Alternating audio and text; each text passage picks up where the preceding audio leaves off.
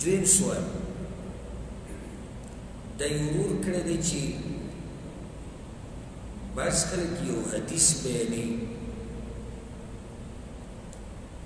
وایي چې حدیث کې دا خبر راغلی ده چې هر کار چې د بت په ورځ شروع شي نو هغه کار الله پوره کوي هر کار چې په کوم ورځ شروع شي د بت په ورځ شروع شي نو دا کار الله پوره کوي نو آیا دا حدیث شتي او که نشتي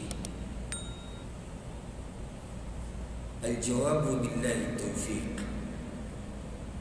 دا حدیث کم چې دی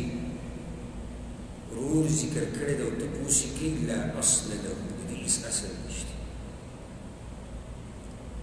ځکه امام حافظ سخاوي رحمه الله دا حدیث ذکر کړی دی او متن یې داسې د الفاظ یې داسې ما بدأ بشيء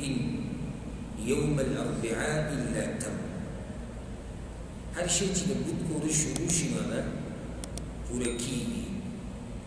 بیا سخاوي رحمه الله وایي لم أقف له على أصل د دې حدیث څه اصل او بنیاد ما پیدا نه کړ څه سند ما د دې حدیث او د دې خبرې پیدا نه کړو نو دا خبره څه ده بې بنیاده ده بې اصله خبره ده بلکې دې په مقابله کې یو بل حدیث دی چې هغه هم بې اصل دی او یو وایي چې هغه کمزوری دی امام طبراني یو روایت راوړی دی امام بیهقي هم راوړی دی وایي یوم الاربعاء یوم نحس المسلم سپېره ورځ ده د بوت ورځ څه ده سپېره ورځ ده هلته دې بل روایت کې دی چې دا ورځ څه ده برکتي ده چې څه به کې شروع دي پوره کېږي دلته اوس څه دي چې دا سپېره ده دا روایت چې کوم دی چې د بوت ورځ سپېره ورځ ده د دې په سند کې یو راوي راځي ابراهیم ابن ابي حيه او امام بخاري رحمه الله وایي منکر الحدیث هغه حدیث ونه کوي متروک راوي دی بعضو علما وایي لا شی هېڅ شی نه دی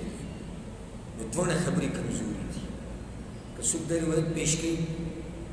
چې د بت په ورځ چې څه شی شروع کړي دا پوره کېږي نو د دې روایت بنیاد نشته او که څوک وایي چې د بت ورځ سپېره ده نو د ده دا روایت دا هم کمزوری دی پوه شوي مې تاسو که نه والله